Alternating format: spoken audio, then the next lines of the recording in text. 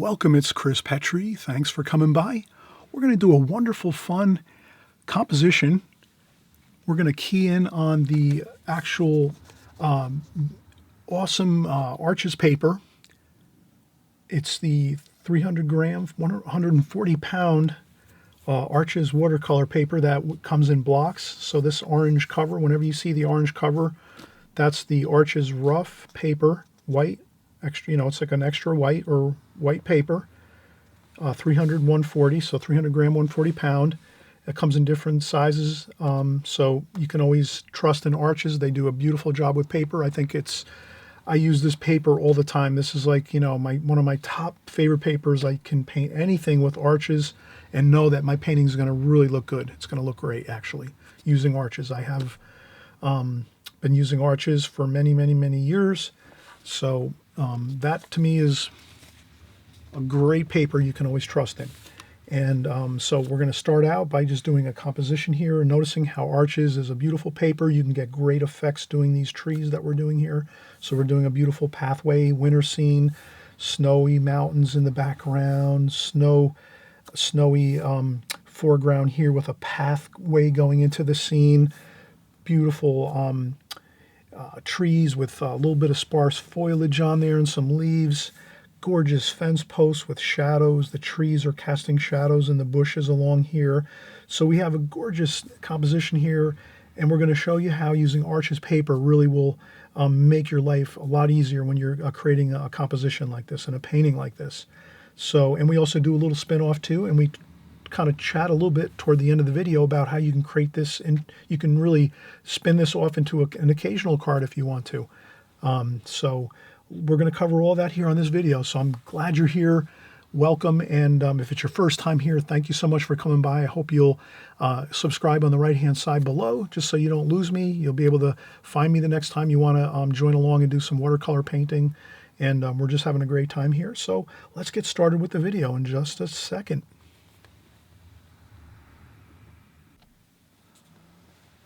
Okay, so let's get started. We're going to begin with maybe some simple ideas.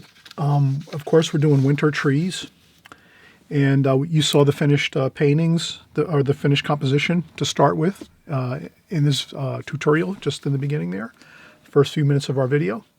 So now the best thing to do, I think you're the artist, you'll have to kind of ask yourself this question, but I think you're going to come to the conclusion that I'm kind of getting at the right sort of point here, that when you're doing compositions, you have a lot of freedom. So you can take a piece of printer paper before you start your composition, or even before you do a painting even, and you'd want to maybe create some ideas first and say to yourself, okay, so on this, I'm going to say, all right, these are winter trees. And, trees can have different branch formations and trunk formations. You can have trees that have, trunks that go, a tree might lean quite a bit. So you might have a tree that leans quite a bit, like so, like that. You could have a tree that leans quite a bit. You could have a tree that stands straight up like this, like this. Then you can also take notice that with certain trees, you have different branch formations. So let's say you think about a pine tree. Sometimes a pine tree, like this, the branch formations are kind of like this. So they're at a 90-degree angle, approximately a 90-degree angle from the main trunk of the tree. So like this, right? Sometimes they'll curve up a little bit like this, and then at the top they can go a little bit like that. So that can be a pine tree, right? Now the trees that we're doing here, you saw this, you saw the finished painting, of course. That is more like this here, where we're kind of going to do some straight up trees like this.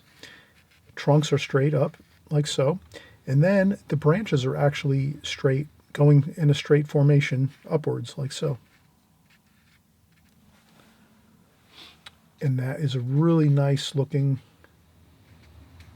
branch formation from the main trunk. That really looks good. So if we do a couple of trees like this, and we keep the branch formations tight, they might be like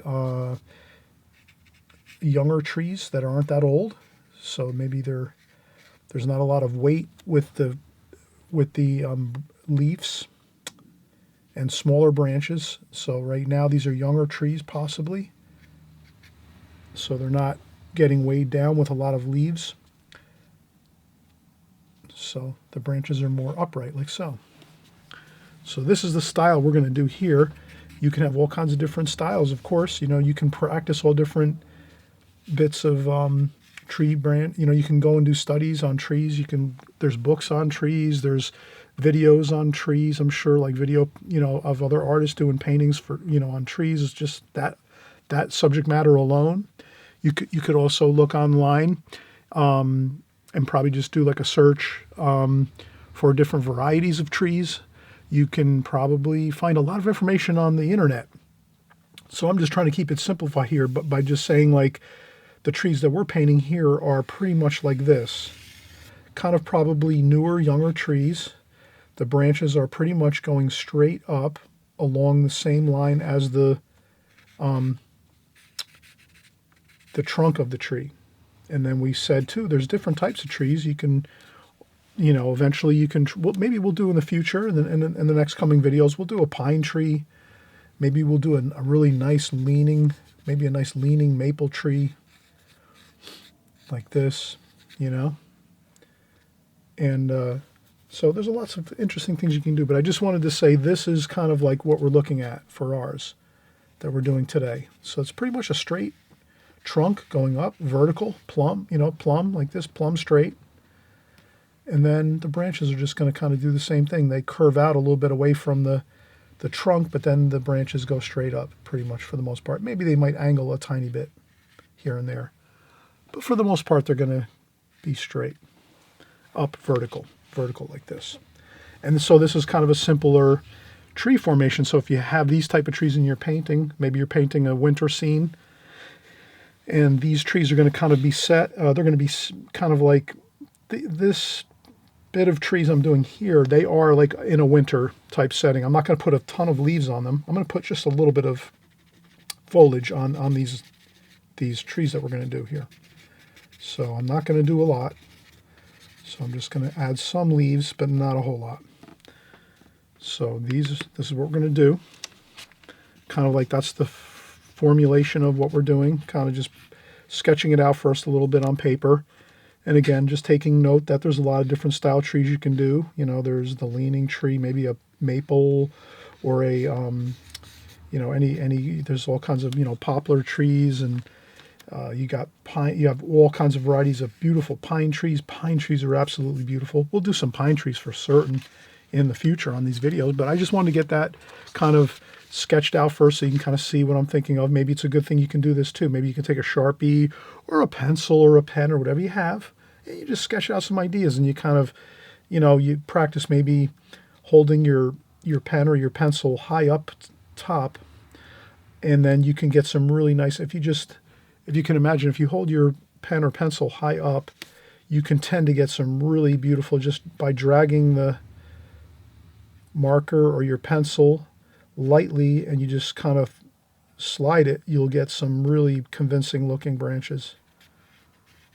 Versus if you're really tight and kind of holding it like you're writing, you know, writing in a checkbook, or, you know, making some notes or whatever. Sometimes when you're too tight and you're holding everything really tight, it kind of might not look as good. If you can kind of raise up your grip on your pen or your pencil, and then you just gently rest your pencil or marker, or even your paintbrush for that matter, onto your paper, and you just gently swing you swing your brush or your marker or your pencil upward, you'll see that if you just let it do its own thing and you don't really do much to it, you don't try to influence it that much, you'll get some really nice, beautiful branches like this. Like that. So I'm just barely influencing the actual marker itself. So I'm hoping you'll take advantage of some of this, practicing a little bit beforehand on some printer paper. any kind of paper that's maybe scrap paper, whatever.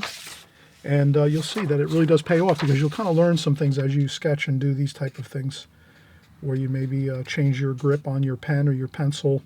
You can do the same thing with your paintbrush. You hold your paintbrush really up high like this versus like this. You know, you move your hand all the way up to the top of your brush, and then when you do your brush strokes for your branches, you'll get much more free, realistic branches for your tree compositions. Okay, all right. Well, let me just take a quick break here for just a second, and then we'll come back and we'll sketch out a tree on our watercolor paper. And of course, we're covering actually Arches paper. So I always mention we like to cover different papers. So right now, this is actually an Arches rough video. So, and you saw that in the beginning, but I just want to put it one more time onto the video here. Arches rough paper is absolutely incredible paper. It's great for like, especially landscape paintings. If you're doing like trees, mountains, water, great for water. You get a lot of great effects with Arches. So Arches, again, another go-to paper. I use this all the time, a go-to. I can paint anything with Arches, and it's going to turn out great, because the paper is so beautiful. The texture and the way it handles, it just, you know, you can work long periods of time. You can put down a wash on Arches, and just, you know, for 5 minutes, you can go back in and paint other washes over the original wash you did, and you won't have a problem with that. Sometimes, you know, other papers that aren't the quality of Arches, you'll notice when you go to put in another wash over another one, it just completely falls apart, and you have all kinds of really unpleasant looking blotches and splotches and things like that. So we'll do a video on that in the future, and we'll put all the different watercolor papers down onto our working table here, and you'll kind of see how each of them handle. But Arches is known, they're one of the greatest watercolor papers out there, and many great artists use them. All the top professionals, you'll find a lot of them use Arches paper, because it is kind of like the gold standard for watercolor paper, as well as Fabriano and a few of the other papers we're going to kind of cover here on my channel. So we're going to cover Arches rough, 300 gram, 140 pound. It's the orange cover. So if you just order the gummed block, Arches gum block, you'll see the orange cover, and that's really, that's all you need to know. You order the orange, and you'll be getting the best paper you can get for watercolor. Okay, all right, so we'll be right back, and we'll start our first composition. Okay, we're getting started. Let's do our composition, and I always say if you're going to do a composition, might as well put down some tape, make a nice border if you want with your artist tape. I happen to really enjoy Pro Drafting tape. Pro Drafting tape is really phenomenal. It won't tear up your paper. So you can put this down onto your watercolor paper and use it for a border. It will not disrupt your paper. Sometimes I have to add a little extra tape if my roll has, so this drafting tape here, Pro Drafting tape, I had this roll for like 5 years now. So, you know, sometimes after 5 years, it sometimes doesn't stick as great. But Pro Drafting tape is a great tape. So I use it all the time. I have to order some more, actually. All right, so I have that there. So I did my border around my paper, just about a half an inch border of tape. And then we're going to get right into it and start. Let's get our idea of a winter tree, and then we're going to do some foreground here, like so. And then we're going to do maybe like 2 or 3 trees, maybe just maybe a couple medium-sized or large trees, and then a small. So let's do this one here. So I'm going to do a little darker, like this. This one will be And again, I'm going to do some of that holding the pencil high up on top. And this way I can get some good, really very convincing and beautiful, natural looking limbs and branches.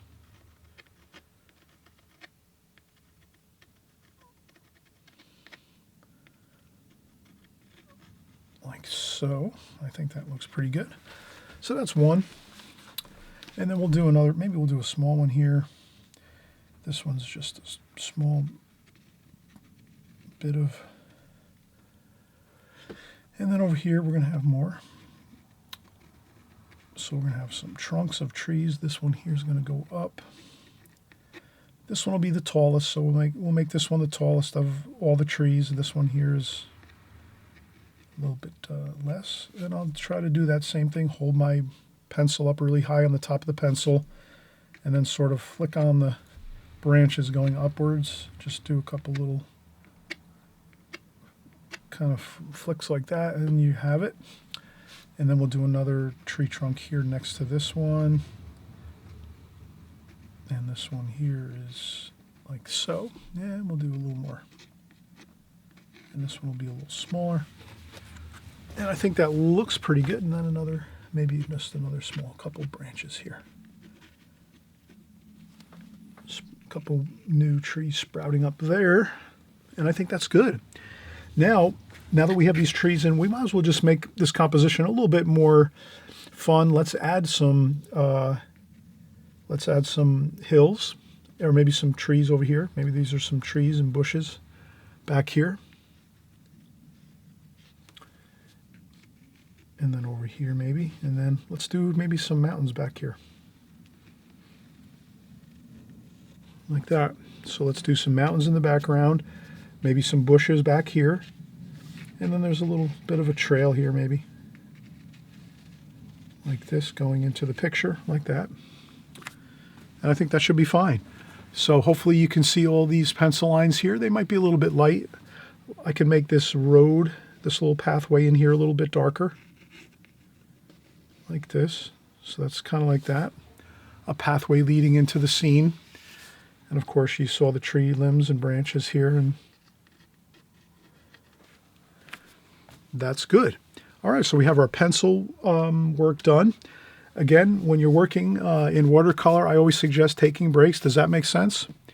To take a few breaks, because now we concentrated a lot. We got all of our layout for our trees here, and some mountains in the background, and a little road in here, and we took really good care to make some really nice looking branches on our tree trunks.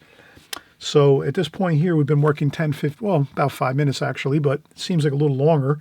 But after this, after doing the pencil drawing and getting this all completed, that's to me a good perfect time to just take 5 minutes, maybe even 2 or 3 minutes, take a quick break, and we'll come back and then we'll start mixing up our colors and we'll get into the painting. It makes a nice kind of segue into the painting. When we take a break, we relax just a few minutes, then we come back and then we're like, okay, now we're focusing on mixing the paints and getting them onto the paper and creating our painting. So it kind of just, you know, gives your mind a quick little bit of time to relax and get prepped for the next segment of what we're going to do. So, okay, let's take a break and we'll come right back and we'll start painting.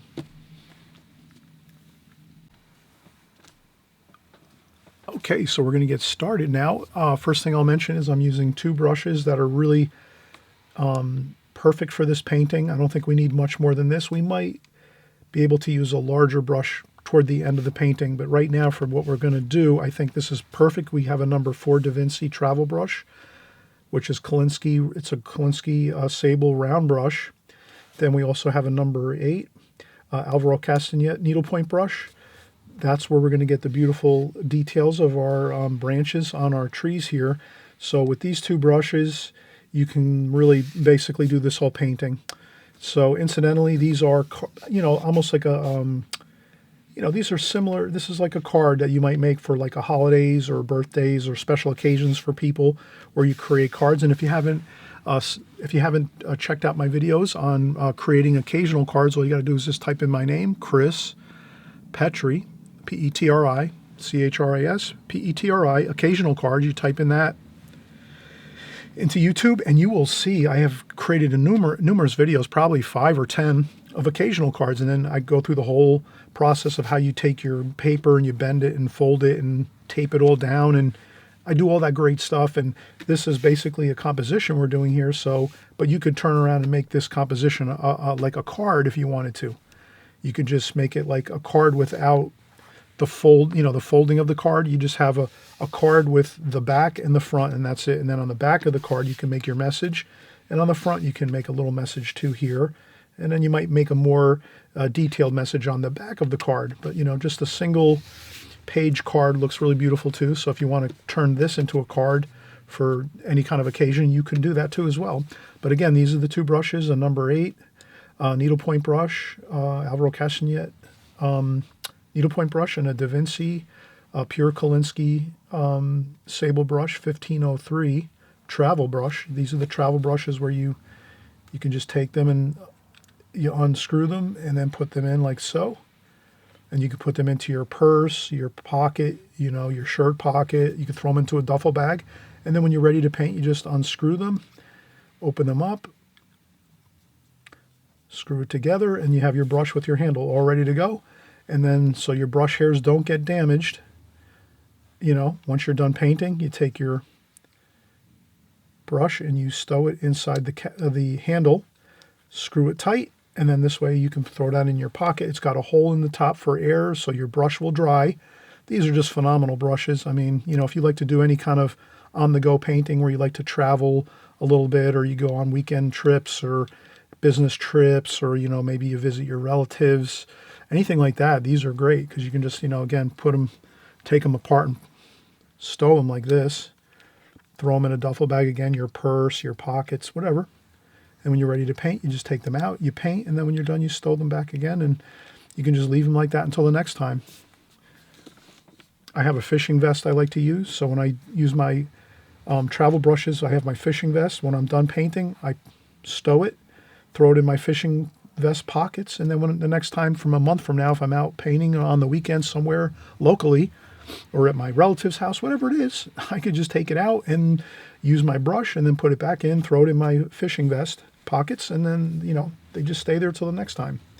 So just a little fun stuff I like to do, and hopefully some of you will take advantage of that great design of the Da Vinci travel brush. It's a great brush. Also, there's I have the Escada travel brushes as well. Those work absolutely fantastic. And I have the Escada are similar. Escada makes the travel brush too. Just for people, if you like to go out and do some, painting outdoors or whatever, and you want to. And these are the Charles Reed series Escadas. So you get 3 beautiful brushes for a really good price. It's the Charles Reed Signature Series Escada travel brushes. They're brass. And you do the same thing. You can just stow these. They snap right together quick. It's got the hole on the top so it dries the brush so your brush doesn't get moldy or have a problem. And then when next time you're ready to use it, a week from now, a month from now, you just open it back up again, snap it together like that, and you have your travel brushes. I'm big on travel brushes. So let's get started, and let's see here. For these trees, I'm going to do burnt umber, of course, for those beautiful tree trunks. A little bit of French ultramarine blue in there, some raw umber, some yellow ochre. So I'll go right across the way here. Darker over here, lighter over here. Those are for the trunks, and I think I'll use those same colors, maybe too, for the tree branches. And maybe I'll add a little bit of burnt sienna. And why not? Let's go with a little cadmium orange and a little bit of green too. A little bit of sap green mixed in there with some of that. So you can see, I think this is a good plan for you if you're just starting out in watercolor and you say to yourself, oh, how am I going to paint this, and like what's the process? It's really great. Once you get your sketch done with your trees, you just sketch out your trees, lightly on your paper. And then the best next best thing is just try to get your colors out onto your palette and mix them out like this a little bit. Just get them on the palette.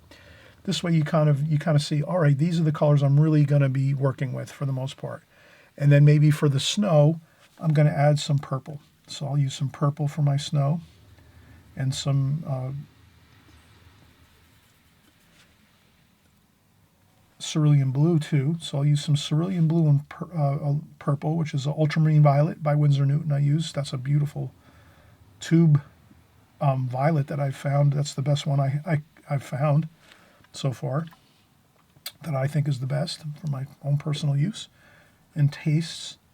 So anyway, now we have all our colors mixed for this whole composition right here. It's all done for us. You don't have to think about it anymore. So this is a great plan for you if you're a watercolor artist and you're saying, wow, how can I make it easier for myself? Because I tend to, maybe have an issue once in a while where I'm painting and I start to second guess things, or I don't know what colors to mix. Just mix all your colors first, get them onto your palette like this, and then you're pretty much set for your whole painting. And then you don't have to worry about mixing any more colors. They're all here for you. And then all you do is you just start painting into your painting with these colors. So let's start doing it. And then you'll see that now that we have the colors all mixed, it's really simple. Now we're just going to go in and do our tree trunks, and I'm going to add some green in there. And I'm just going to trace over the lines that we already did for the pencil drawing. So now your job when you're painting is so much easier. You're basically tracing over, for the most part. You don't have to stick exactly to what the pencil lines are, but if you kind of just keep to those pencil lines and kind of just put on some brush strokes pretty close to what you're seeing there on your pencil lines that you'd created, you are fine. You don't have to worry anymore. You have it. So the thing is, if you can work smarter and easier, you'll be much better off. And then I'll just take some splashing effect, a little bit of splashing. And then, again, we're going to go back in, and we're going to keep doing the same thing we said we were doing before. We're getting in our trunks and branches of our trees here, going over and basically tracing over with our brush the pencil sketch that we did. And that's really all there is to it. Very simple. Good. Good, good. Now we're going to go over here, and I just tend to go back in and mix up the colors a little bit. I don't want to keep, maybe I'll use a little bit of green here, then I'll use some brown. I try to mix things up a little bit. I don't want to get the same look all the time. And I always make sure I have my sponge to dry off my brush with. So always remember, keep your sponge next to your water pail and take some water off. Or if you have to, you take a tissue, dry off your brush. So you rinse off your brush, rinse off the brush, dry off some of the hairs of the brush on a tissue, then go in and grab your paint. And you'll be very satisfied with that kind of a technique if you can keep working that style of technique of just rinsing the brush, checking off the water on tissue or paper towel or sponge or apron, whatever works for you. We have flexibility all the time here, where there's no do it my way. You do it your way, and you have lots of options. And then I'll just go back in and get some more darks here. Good, good, and there we go. And some more there. Wonderful. And a little more, maybe some more green, sap green. Over there, maybe some more green.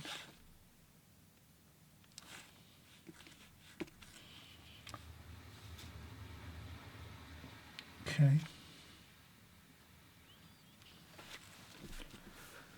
Okay, looking good. Looks good. And up there, like so.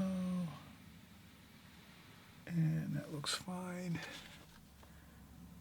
And There we go. And a couple of stray branches maybe over this way and that way. Got to have a few stray branches going here and there.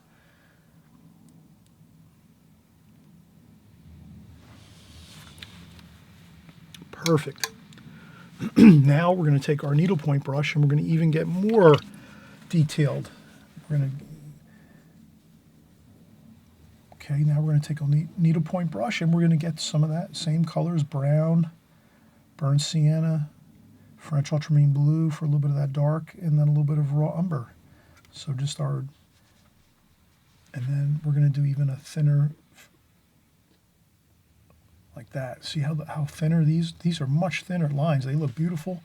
So you got to let's have these too. You have to have some thinner ones too. If they all look the same thickness, it's not going to look natural. Real branches have really thin ones and thicker ones. So now we're getting in those really, really thin ones, the thin branches. And that looks fantastic like that.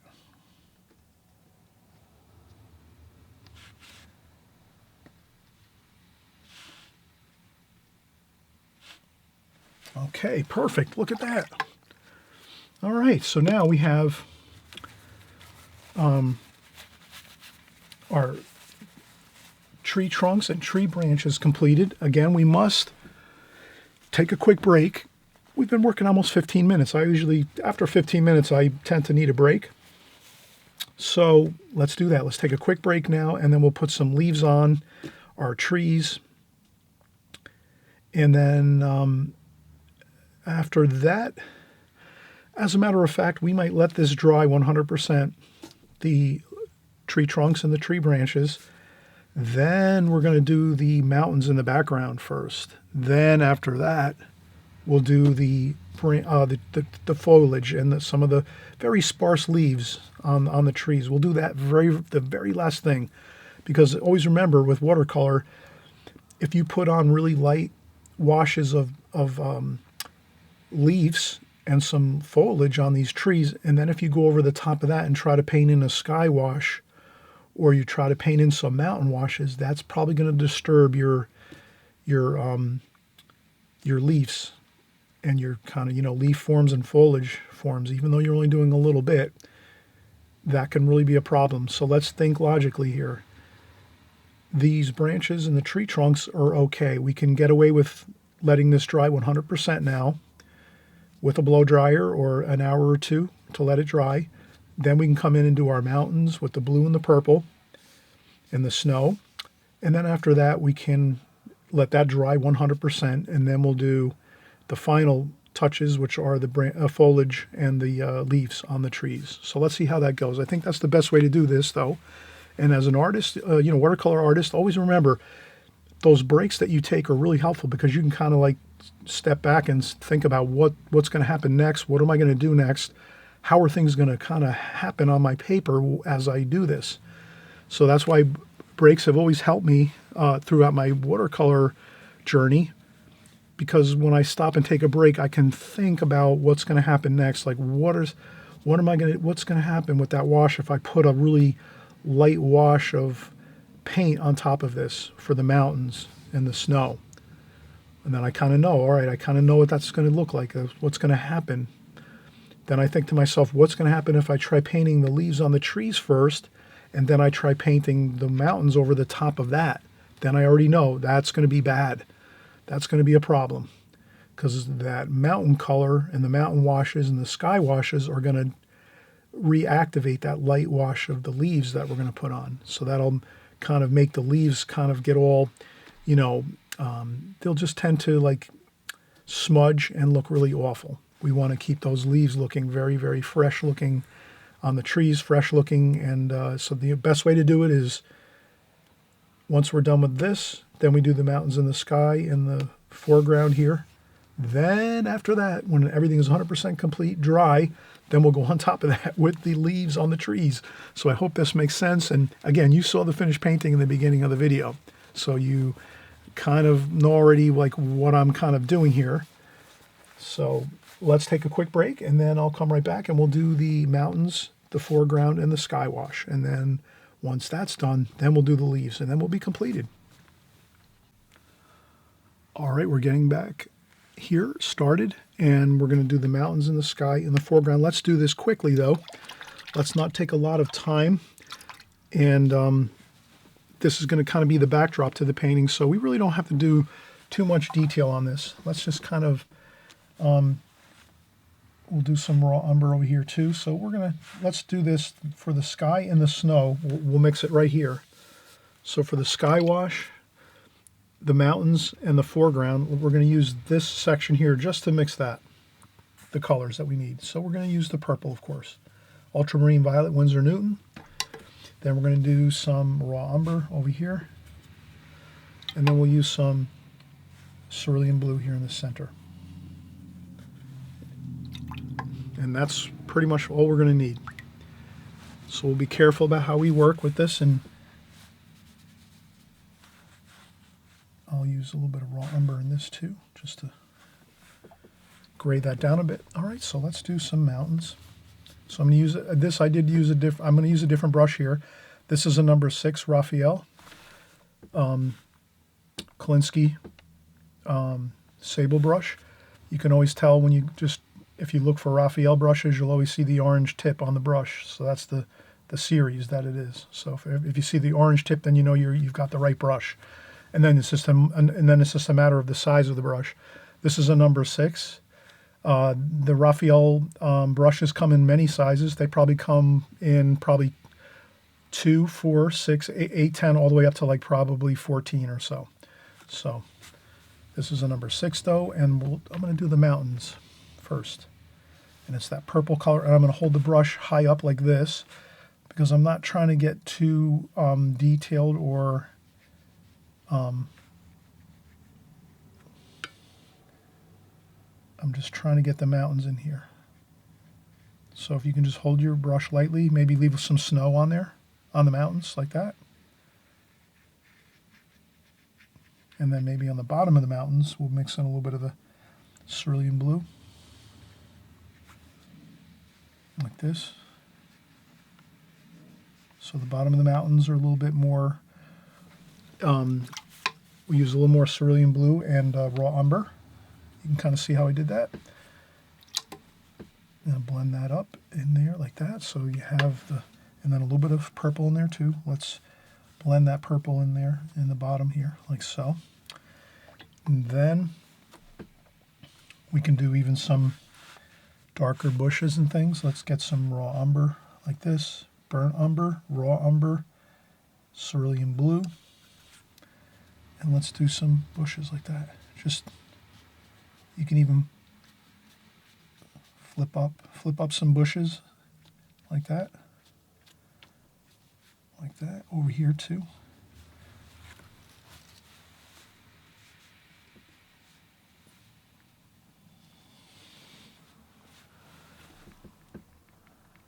And then a little bit of finger painting always works good. And then this is all going to be snow in here. So let's leave that snow. And maybe the road's going to be a little bit a mixture of that brown and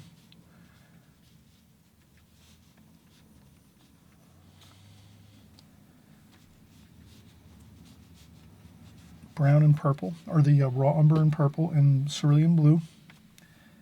So if we can kind of mix those 3 colors, it's always good to mix some good variations in your colors. You kind of want to avoid using just one color when you're painting. If you keep that kind of thought, does that make sense? If you're painting, you kind of want to avoid just using like one color. I did use just the one color up here, I will admit that, for my mountains up here, purple and white. So the white is the snow. But now I'm going to interject a little bit of the color, a little bit of that raw umber and cerulean blue in there, just here and there, tiny bit. But that is a good rule of thumb, to try to mix, at least have some mixes of colors. Like, it really wouldn't be good to just use one color. So try to mix your colors just a little bit, even if it's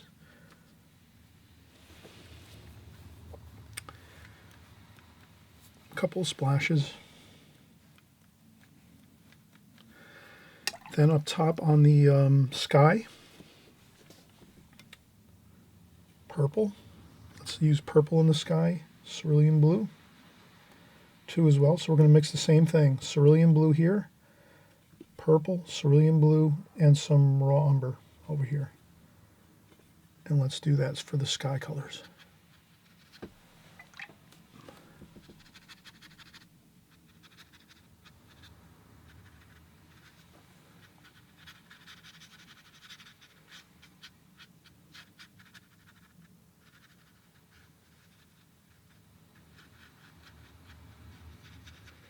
Have fun, scrub the brush around a little bit.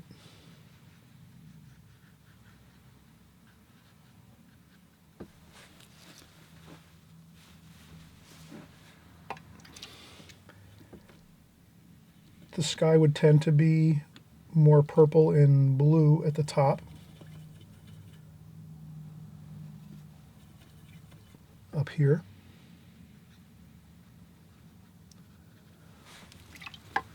So the sky is darker at the top, and then it gets lighter as it gets closer to the bottom of the painting, like that. Not too much fussing though, you can kind of see.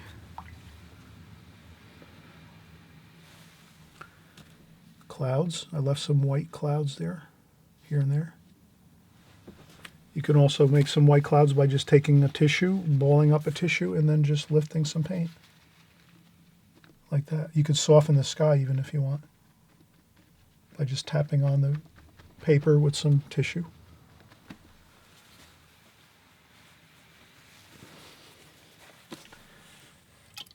And then maybe a little bit of purple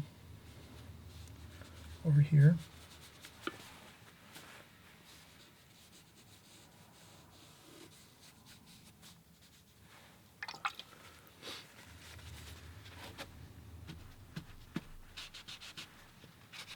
There we go.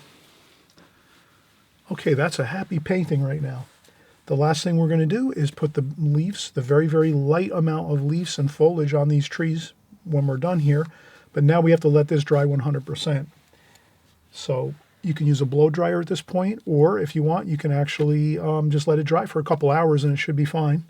And the way you tell if it's dry is you just walk, you come back to your table, to your art, to your art table, or if you're just sitting in a easy chair and you're working on a sketchbook type of setup, or if you're at your kitchen table, however you like to work, or at an easel, you just come up to it and you look at your watercolor paper and you just really relax and just really look at it and say, do you see any kind of like wet spots on there? Is it pretty, does it look dry? Kind of like be like a scientist and look at your paper like a scientist and make sure it's really dry. If you don't think it's really dry and you really look at it closely, then you know you have to let it dry some more.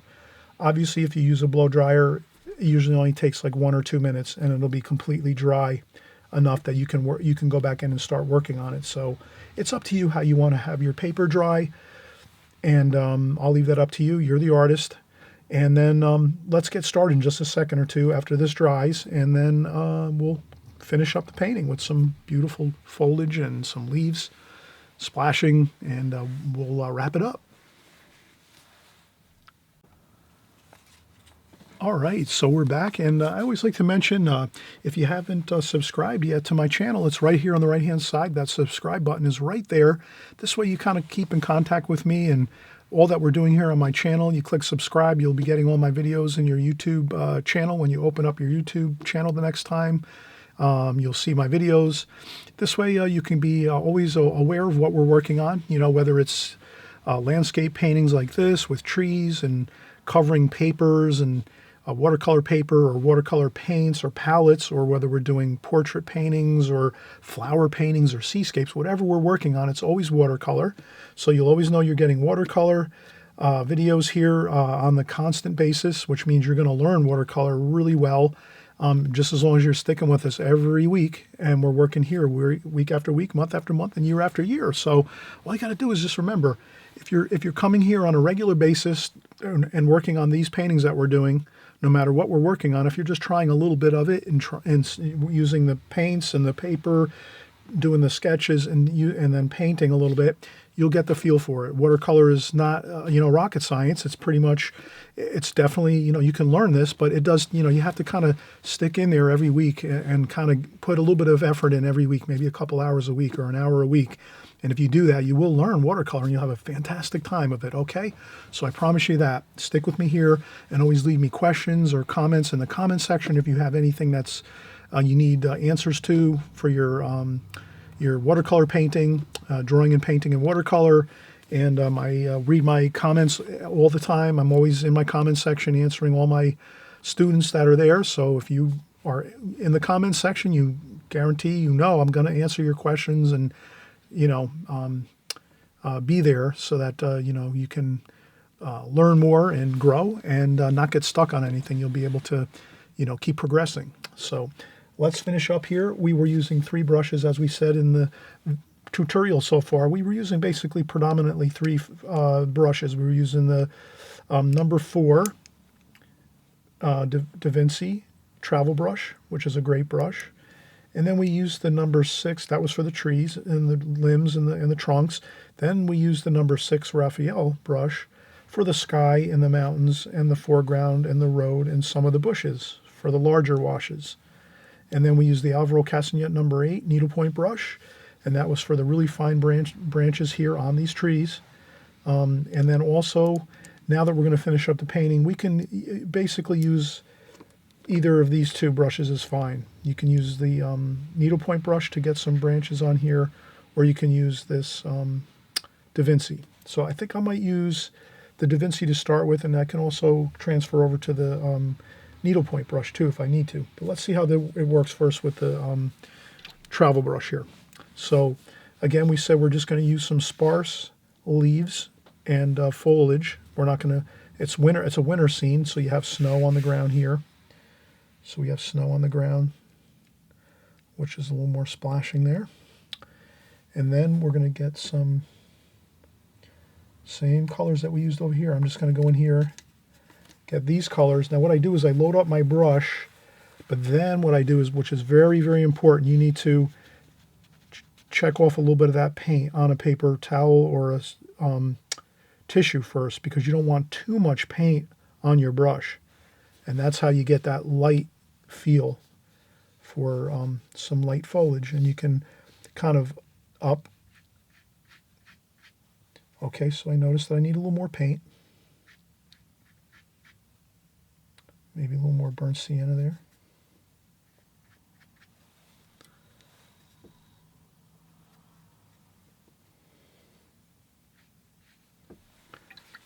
You can always blot up a little bit if you have to.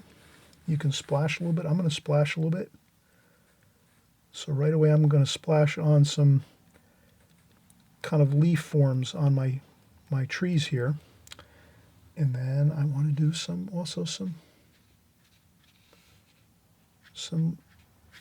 like that, just a little bit of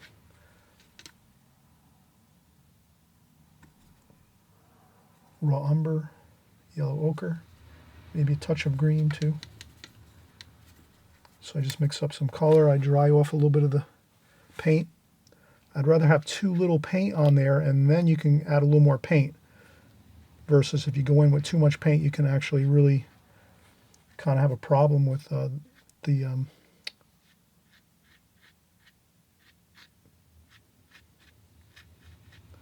and I use the side of the brush like this. So I'm not using the brush like this, I'm using the side and kind of just scraping upwards. And I think you can kind of see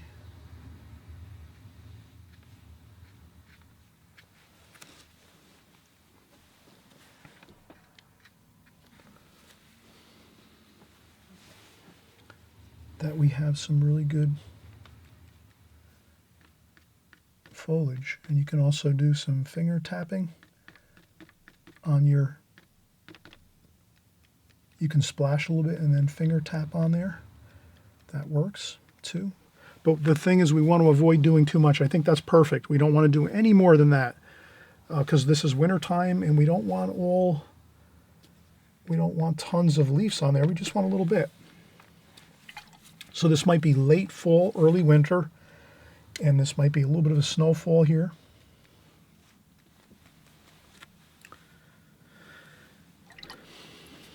can even take your needlepoint brush and then kick this up a notch and get a little bit of burnt umber. So we'll use burnt umber, raw umber, a little bit of French ultramarine blue. And then you can, to make the foreground a little more interesting, you can put a couple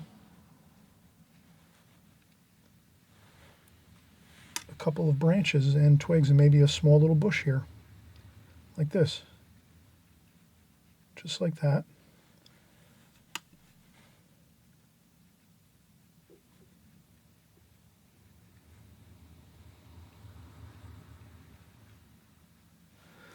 Like that. And then you can even, after that, take the travel brush again here and just do some splashing on that section right there.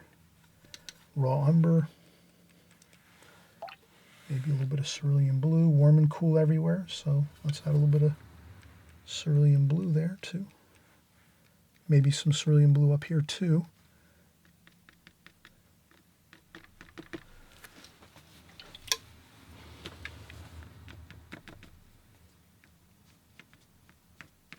Okay, so you have a bush over here with a bush with some twigs and branches. Burnt umber. So now we're going to make some darker tonal value. Burnt umber and French ultramarine blue and a little bit of burnt sienna. We get that on our needlepoint brush. You can even take a little bit off the brush, paint off the brush just a little bit so we don't have too much on there.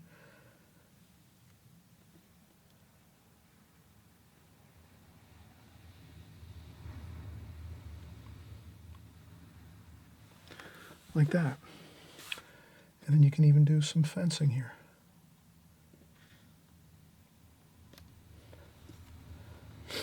And you can do some fence posts here, like this. Like that.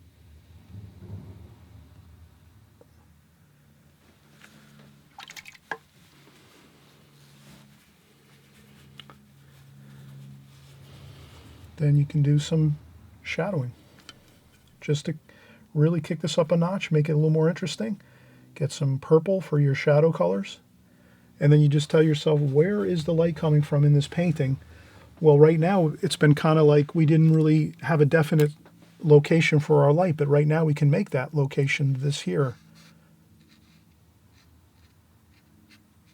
So now we do that. We say, okay, the light's coming from there.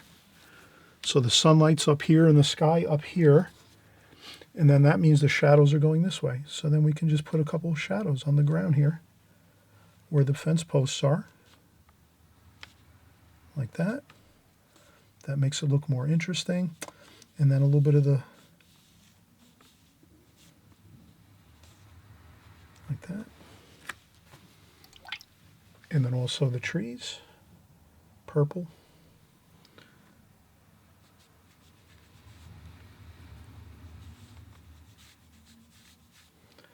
And then this way it adds a whole nother feel for the painting when you start adding these shadows coming from the right to the left this way. And that's all we're doing here. And you can put some shadows under these bushes here. Here, so these are like, you can just add shadows along this whole area here where all the bushes are on this pathway. And again, you have the trees like that with the branches up here. And that adds a whole nother feel to it.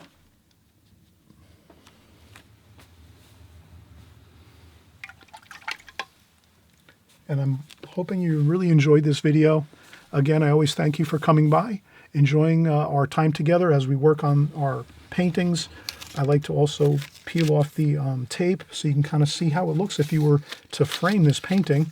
So I'm hoping that when you're creating these compositions at home, if it comes out good, I'm hoping you're going to actually put this in a frame and hang it up on the wall, or you might give it as a gift, or you might make it into an occasional card where you can basically just take the card, turn it over, put a message on the back for someone, and then you can also put a little message on the front of the card too. You just have to take a ruler carefully, best way to do this, you would just take a ruler, put a very, very light pencil line on the front of your card. And then when you do that, then you can write on the top of that pencil line your message like, Happy Holidays, Happy New Year, whatever it is. And then you erase the pencil line once you draw the message in. Maybe you do the message in like a magic marker. Maybe you use a Sharpie or something like that, or a pen. So you can use a pen or a Sharpie to do your message after you put your very light pencil line on your card. Then when you're done writing your message with your Sharpie or your pen, then you erase the pencil line. And it's always a good thing too, if you can, you would write your message first with a very, very light pencil line first, just in case you have a problem with spelling something or something like that. Well, then you can always respell it and just erase it a little bit. But if you go right in and draw in your message with pen, it's hard to fix that. If you, by accident, you have a letter wrong or you misspelled something, so don't worry about it. Draw your message in pencil, very light pencil first, make sure it all looks good. Then you go over the top of it with your Sharpie or your pen or your marker, and then after that you erase the pencil lines. And that's your basic idea. And you do the same thing for the back of your card. If you're going to write a small poem on the back of your card or a message, make some pencil lines across the back of the card like this with a ruler to make sure the lines are straight. And maybe you make like 10 lines, 1, 2, 3, 4, 5, 6, 7, 8, 9, 10. You space your lines evenly, maybe 1 centimeter apart. So 1 centimeter, 2 centimeters, 3 centimeters. You make little hash marks. We can even do it right now. So you would take if you want to make this an occasional card or something like that, you would just take your card, rest your ruler on the card, and then make your marks every centimeter.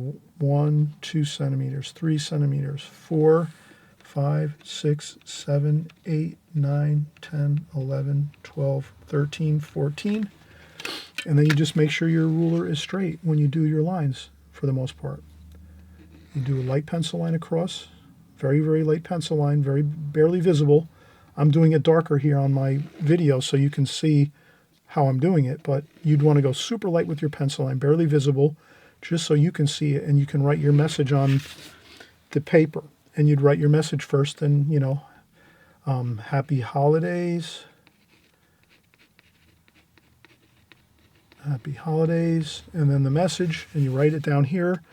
Then you go over the top of it with your pen. So you might have your pen, and you draw your pen lines over the top of your pencil lines. As long as it looks good and it's spelled correctly and you find you're happy with it, then you do that. Then once you're done with that, you just erase. You erase the pencil lines. You won't even see them. And all you'll have left is the ink. Looks perfect. And you have yourself a great looking card for any occasion you would like. So these are all fun things we can do in one video. So we tackled a whole bunch of information. We talked about Arches. This is Arches paper, rough paper. It's the orange cover, 300 gram, 140 pound. Arches, rough paper, white paper, watercolor paper works phenomenal. I use it all the time. It's great paper. You'll never be disappointed with it.